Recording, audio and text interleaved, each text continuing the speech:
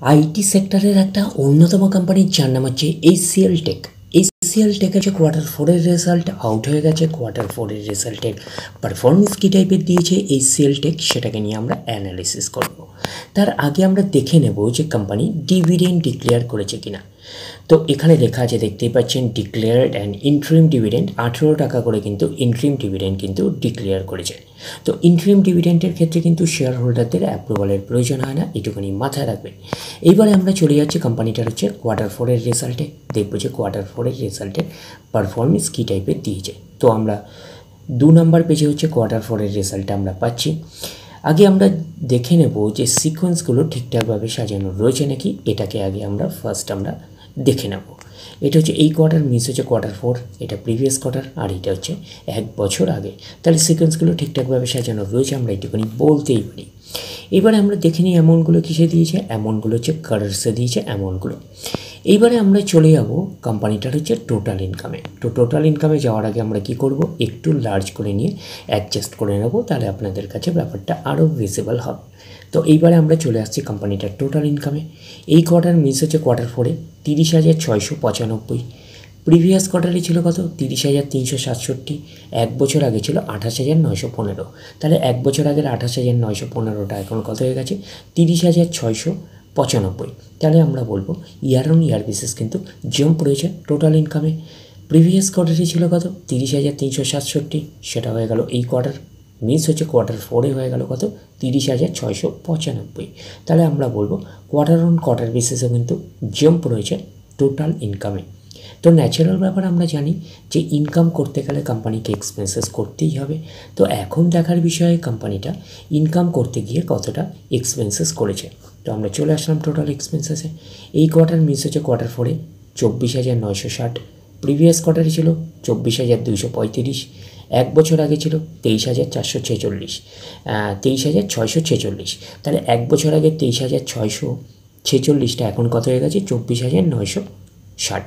তাহলে আমরা বলবো ইয়ার অন ইয়ার বেসিস কিন্তু জাম্প রয়েছে টোটাল এক্সপেন্সেসে। প্রিভিয়াস কোয়ার্টারে ছিল কত, 24,235, সেটা হয়ে গেল কোয়ার্টার 4-এ হয়ে গেল কত, 24,960। তাহলে আমরা বলবো কোয়ার্টার অন কোয়ার্টার বেসিসে কিন্তু জাম্প রয়েছে টোটাল এক্সপেন্সেসে। এইবারে আমরা বের করবো কি, এইবারে আমরা বের করবো হচ্ছে অপারেটিং প্রফিট। কী করে বের করবো অপারেটিং প্রফিট, টোটাল ইনকাম থেকে টোটাল এক্সপেন্সেস আমরা বাদ দেবো। বাদ দিলে যেটা পড়ে থাকবে সেটা হচ্ছে অপারেটিং প্রফিট। টোটাল ইনকাম পেয়ে গেছি, টোটাল এক্সপেন্সেস পেয়ে গেছি, টোটাল ইনকাম থেকে টোটাল এক্সপেন্সেস বাদ দিলে পড়ে থাকছে অপারেটিং প্রফিট।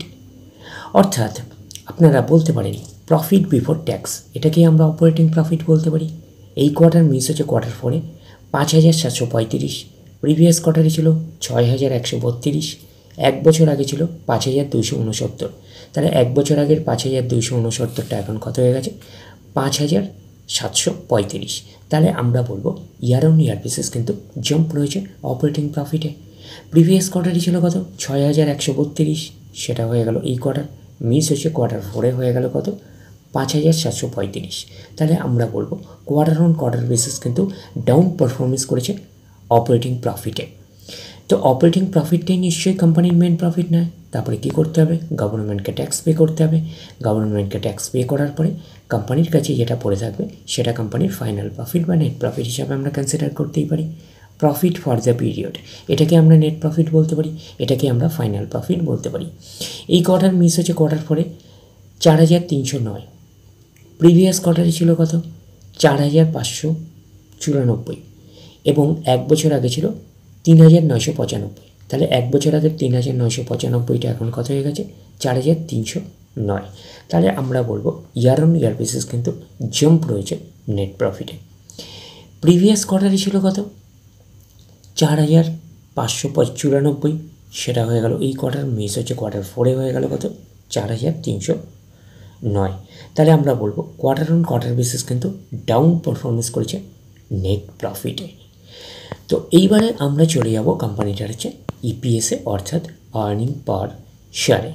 তো আমরা চলে আসলাম কোম্পানিটার হচ্ছে ইপিএসে, অর্থাৎ আর্নিং পার শেয়ারে। তো পাচ্ছি এই কোয়ার্টার মিস হচ্ছে কোয়ার্টার 4-এ 15.90। প্রিভিয়াস কোয়ার্টারে ছিল 16.94। 1 বছর আগে ছিল কত, 14.72। তাহলে 1 বছর আগের 14.72টা এখন কত হয়ে গেছে 15.90। তাহলে আমরা বলবো ইয়ার অন ইয়ার বেসিস কিন্তু জাম্প রয়েছে ইপিএসে অর্থাৎ আর্নিং পার শেয়ারে। প্রিভিয়াস কোয়ার্টারই ছিল কত 16.94, সেটা হয়ে গেল এই কোয়ার্টার মিস হচ্ছে কোয়ার্টার 4 হয়ে গেল 15.90।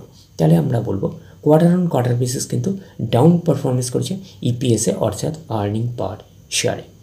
তো ন্যাচারাল ব্যাপার আমরা জানি যে নেট প্রফিটের রিফ্লেকশানটা ইপিএসে পাই, তো নেট প্রফিটের রিফ্লেকশানটা আমরা ইপিএসে পেয়েছি।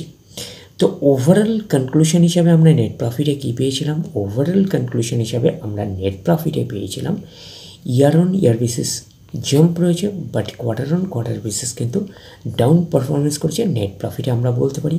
তো ওভারঅল কনক্লুশন হিসাবে আমরা বলতে পারি এইচসিএল টেকনোলজিস লিমিটেডের হচ্ছে কোয়ার্টার 4-এর রেজাল্ট আমরা এইটুখানি বলতে পারি একটা মিক্স আপ টাইপের পারফরমেন্স করেছে, আমরা কিন্তু এইটুখানি বলতে পারি, অর্থাৎ একটা ওকে টাইপের একটা পারফরমেন্স করেছে আমরা কিন্তু এইটুখানি বলতেই পারি। তাহলে ওভারঅল ভিউটা আপনাদের কাছে ক্লিয়ার। তাহলে এই অবধি, নেক্সট ভিডিওতে আবার আপনাদের সাথে আমার দেখা হচ্ছে। ধন্যবাদ।